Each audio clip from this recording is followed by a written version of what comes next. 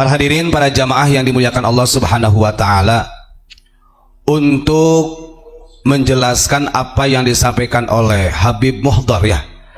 Saya barusan tanya sama Gus Ilyas, siapa sih Habib Muhdhar itu? Ternyata dia adalah putranya Habib Soleh Tanggul, yang mengatakan bahwa madzhabul arba'ah atau 4 imam madhab mengakui Alawi bin Ubaidillah. Saya nyatakan itu bohong.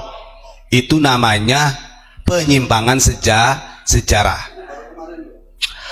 Kalau kita lihat dalam catatan Ba'alawi, Alawi bin Ubaidillah ini dia wafat tahun 410 Hijriah.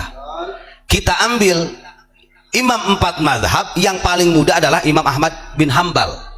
Imam Ahmad bin Hambal saja beliau wafat tahun 240 Hijriah. Artinya bedanya sudah 200 tahun yang lalu. Apalagi dengan Imam Syafi'i, apalagi dengan Imam Maliki, apalagi dengan Imam Hanafi yang lebih tua. Artinya sangat tidak rasional. Itu adalah dalil yang memaksakan. Ingat-ingat, itu dalil yang memaksakan, karena sampai dini hari Habib-Habib ini masih ingin dihormati sebagai dzurriyyah Rasul. Itu catatan. Siapapun itu, mau ada Habib yang lebih tua kek, mau Habib dari mana saja, kalau mengatakan bahwa madzhabul arba'ah mempercayai Habib, mempercayai Alawi bin Ubaidillah, itu dusta, bohong. Jangan sampai di dalam kitab Al-Um ini secara tekstualnya A disampaikan Z kepada umat. Ini kita punya kitab Al-Um. Kalau kita bongkar sejarahnya ketika syiarnya Imam Syafi'i ketika di Yaman, malu orang Yaman. Nanti saya bacakan.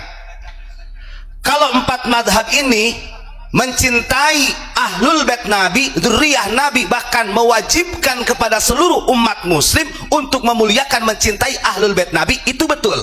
Tapi bukan Alawi bin Ubaidillah, bukan Habib. Ini yang keliru.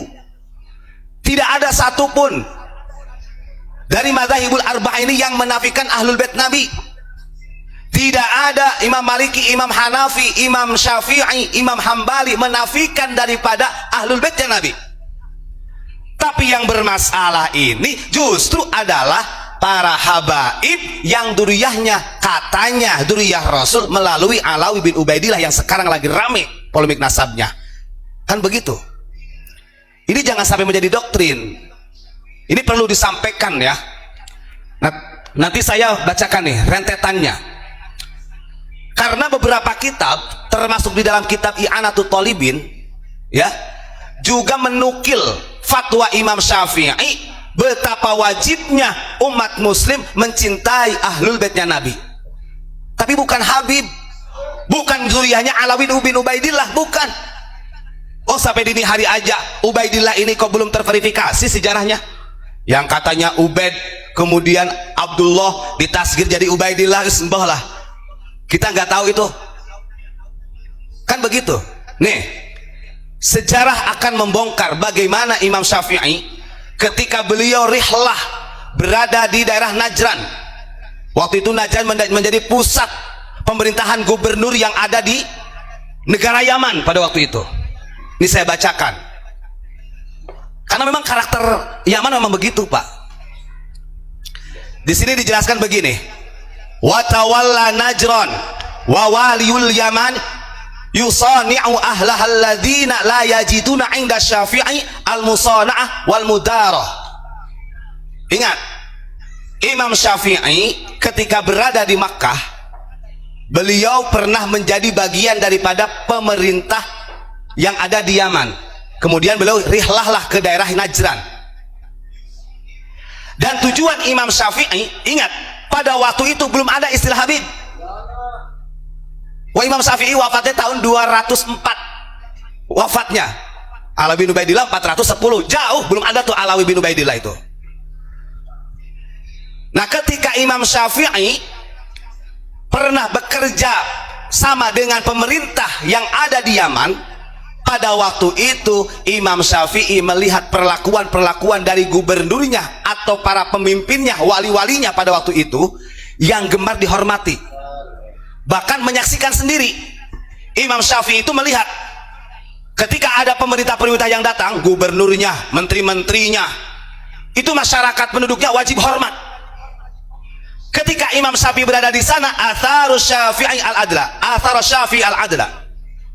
Imam Syafi'i tujuannya rihlah, hijrah ke Yaman, membantu pemerintahan Yaman pada waktu itu, ingin menegakkan keadilan secara kemanusiaan.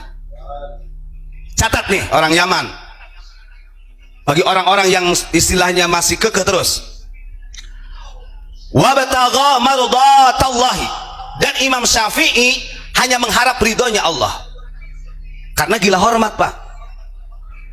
Nah ketika Imam Syafi'i berada di Najran, Imam Syafi'i dengan tegas menyampaikan kepada penduduknya, kalau ada gubernur, kalau ada pemerintah, gak usah tunduk-tunduk amat. Artinya selumrahnya saja kita hormati. Ini mendatang harus tunduk, harus dicium. Itu sudah terjadi Pak zaman itu. Nah karena melihat Imam Syafi'i menyampaikan seperti itu, yang tujuannya di sini ada kesetaraan secara manusia, jangan sampai dijadikan seperti raja-raja, akhirnya gubernur ini merasa ditampar dadanya dengan keberadaan Imam Syafi'i. Apa yang terjadi?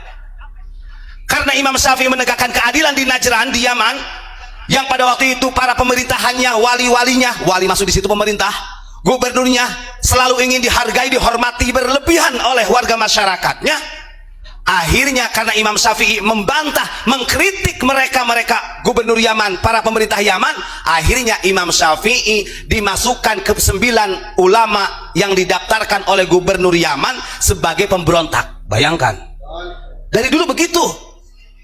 Imam Syafi'i ini dimasukkan daftar 9 ulama pada waktu itu yang memberontak kepada gubernur Yaman. Dan tidak hanya seperti itu saja. Ingat, setelah Imam Syafi'i dicurigai, ini yang katanya Habib Muhdar Imam Syafi'i mempercayai Ubaidillah, ya, ini bertolak belakang dengan sejarah Yaman. Terus kemudian setelah berada di Yaman, Imam Syafi'i dimasukkan ke 9 ulama, daftaran 9 ulama pemberontak, kata mereka gubernur pemerintah Yaman yang ada di Najran. Dan setelah itu 9 ulama termasuk Imam Syafi'i, beliau mau dilemparkan ke Baghdad dengan jalan kaki Pak. Bayangkan, mau dipulangkan ke Baghdad, maksud dihadapkan kepada Raja Harun ar-Rasyid pada waktu itu dalam keadaan dibelenggu, dirantai. Nah ini yang pernah saya ceritakan.